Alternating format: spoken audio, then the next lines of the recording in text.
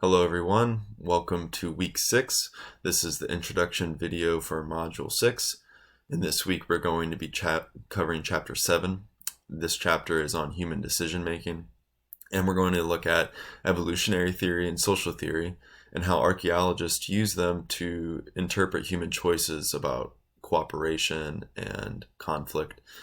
We're going to look at things like practice theory and economic dependability based on resource density and predictability, mixed in with things like ideology and social behavior. So in the beginning, we're going to be introduced to the ever complex but fundamental concept of biological evolution that guides much of anthropological and archaeological theory. However, archaeologists must go a step further to consider human social behavior and ideology while explaining why people made the choices that they did. Both of these bodies of theory are applied to the case of human bison hunting in the Great Plains to explain why people chose to interact with bison as they did during its transition into different economies. We will also hear from Fiji and what drove the incredible investment in conflict for the hundreds of years there, and a jump over to the other side of the earth from Fiji in St. Kilda, Scotland. It will provide us a stark case of cooperation and the challenges communities have faced with the choice of following expected social norms of cooperating or choosing to band together against norms for basic human needs. With all of these examples of struggle to make good choices as communities and as people, what can we take with us from past populations that might help us predict situations before they get worse, or perhaps even engineer or agree upon a solution? This chapter displays how our future choices depend on both our evolutionary biological requirements as well as our social relationships and conventions. No doubt things will change, but why will we make the choices that we make along the way? In the book's case, we will see how the relationship with bison was partly a reflection of the dominant ideology during different periods of the time, as well as the economy, not just biological evolution. So a way to think about this and our relationships with nature and species on the planet Earth today, how that has evolved over time into today's world, we can think about how NGOs are set up in other countries to protect endangered species of wildlife.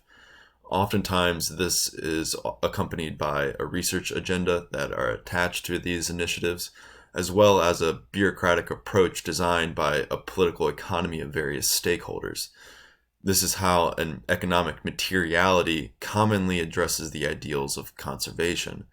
In America, this might look like a nonprofit, like the Wildlife Conservation Society, or it might also be publicly funded and administered by the U.S. National Park Service or the National Wildlife Refuge. It could very well be a combination of all these efforts and still include private investment interests and needs. This chapter will then expand on the spectrum of perspectives that archaeologists consider in their interpretation. In this case, I'm referring to zooarchaeology and the information that these sets of analyses retain about animals, domestic, wild, or perhaps somewhere in between, which humans have had meaningful and interactive relationships with, eventually evolving together. We will learn about the subject of taphonomy as well and some of the key metrics that zooarchaeologists use in their methodology. We will also then move on to another set of methodologies, ethnoarchaeology, which is used by archaeologists to understand the past through behaviors that are observed today.